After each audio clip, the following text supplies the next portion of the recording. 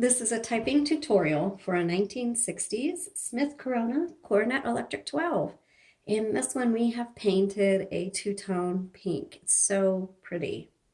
And you can see this one on our Etsy shop. The link is in the comments below. But I'm going to do a typing tutorial to show you how to use a Smith Corona Coronet Electric 12 from the 1960s. And then also, if you're interested in this particular typewriter, you can see how well it works. First of all, this is an electric, so you do have to be plugged into a power source, an outlet. And then this has a manual return handle, and this advances the paper. Right here is a paper holder, and it keeps your paper from flopping over. Also, if you want to set your margins, these white tabs are for your margins, and you press down and then you push them to where you want them to be. On the back side, you'll see two white levers. This releases your carriage, and the carriage is only going to go as wide or as far as the margins are set. You can hear it has a really strong bell, and the carriage feels very solid, which means it's got a good, the mechanics are good behind there, and the drawband feels really taut, which is what you want. So let's go ahead and load up a piece of paper, and I'll keep showing you around the typewriter. So you're going to want to load your paper between these two metal bars right here and load it against the paper guide, and the guide just helps you keep consistent margins. So your paper is being loaded in the same place every time. So the first thing you're going to want to do, if you're doing multiple pages and you want your margins to stay in line with each other, set your paper guide where you want to load it, and then set your margins. And then just make sure you load your paper in the same place. Now this has an extra long carriage. It's a 12-inch. And I like this because there's a lot of crafters who use typewriters. And you can use a smaller carriage if you want for crafting. But I just encourage and suggest that you go ahead and get a typewriter with a longer carriage in case you have bigger paper, odd-sized paper that the longer carriage just gives you more opportunity, because you can also put in your paper landscape or portrait, or you could use 11 by 17s, whatever's going to work for you. Also, if you load your paper, right now I loaded it pretty even. That's pretty perfect. But if it was crooked, you could just release the carriage paper holder right here, and that releases the tension against the bar, and then you can move the paper around. When it's time to go to the next line, you just pull the return handle, and that's going to take it to the beginning, and it's going to advance it a line. Now there's a 1, 2, and 3 here, so you can choose to advance a single line, double, or triple, however you choose to do that. Okay, down here, you're going to see this is where you set your tab. So you can set it, you can clear it here, and then the middle one is actually advances, is your tab button. Right here is your color selector. It's on black. You can flip it down to red.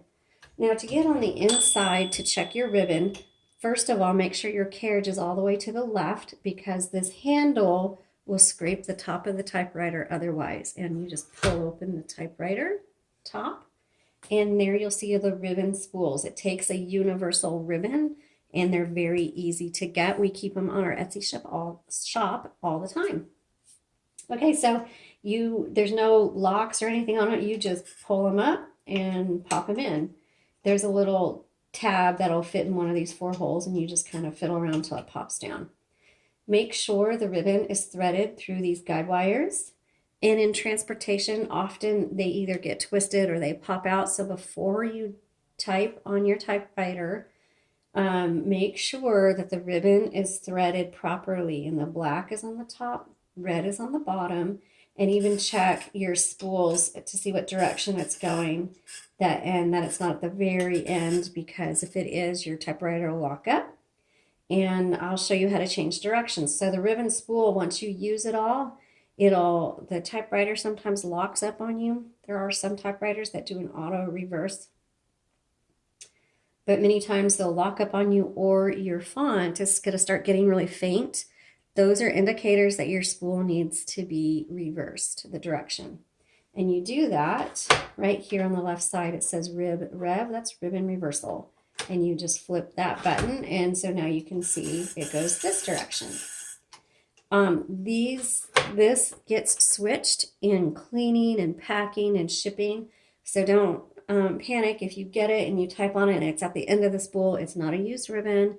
It's just the ribbon selector got changed somehow during the whole process, and you just flip it over.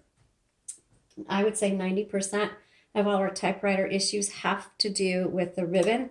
So if your typewriter locks up or anything, and I forget this, even myself, and I know this, and I tell people this, I even forget, and when my typewriter locks up, I panic and I call my husband, and he usually just comes in and flips my ribbon reversal switch, and all is good.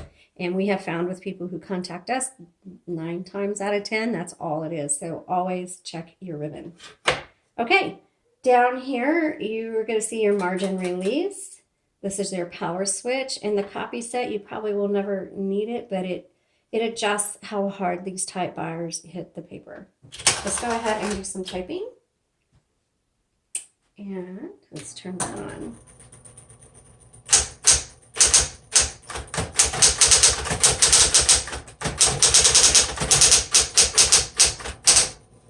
This feels really good. This has 10 characters per inch, CPI.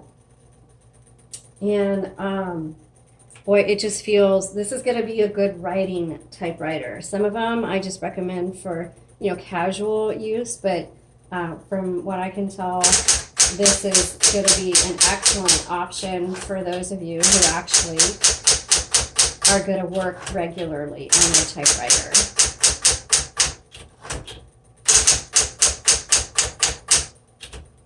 There are 3 buttons with an auto repeat. It's going to be your dash, your period, and your X. And you just hold it down to do that. Okay, let's try the shift lock.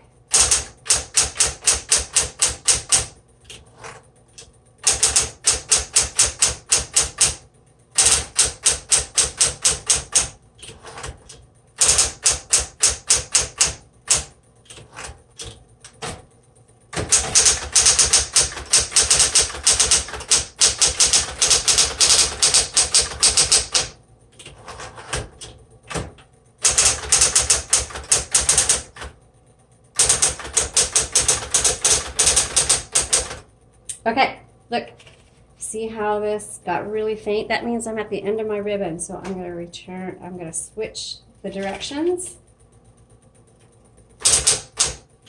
I'm going to do that line again.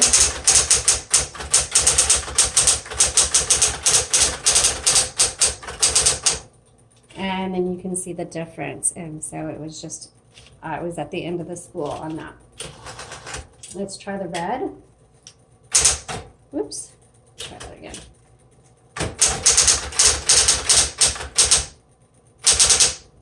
This is your backspace. We don't have a delete button, just backspace, and you can X through it, dash through it, or just type over it. Bibbin, see, I made a mistake, but that's okay.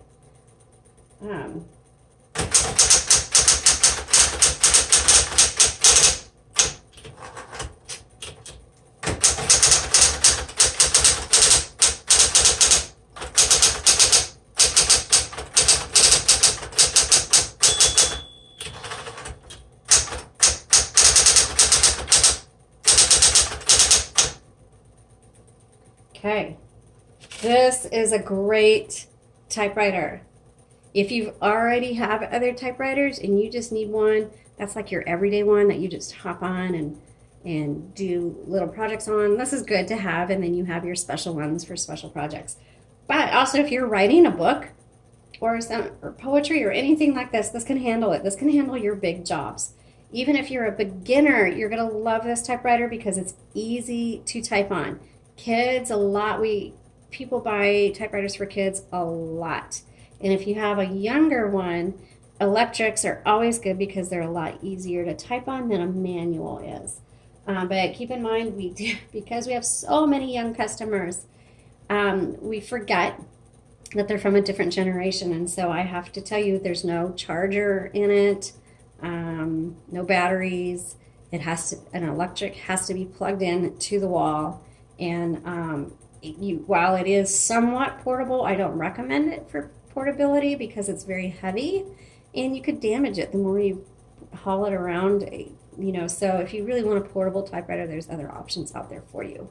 Anyway, take a look at all the details on our Etsy shop. We're so glad you watched today. I hope you're doing well and have an awesome day.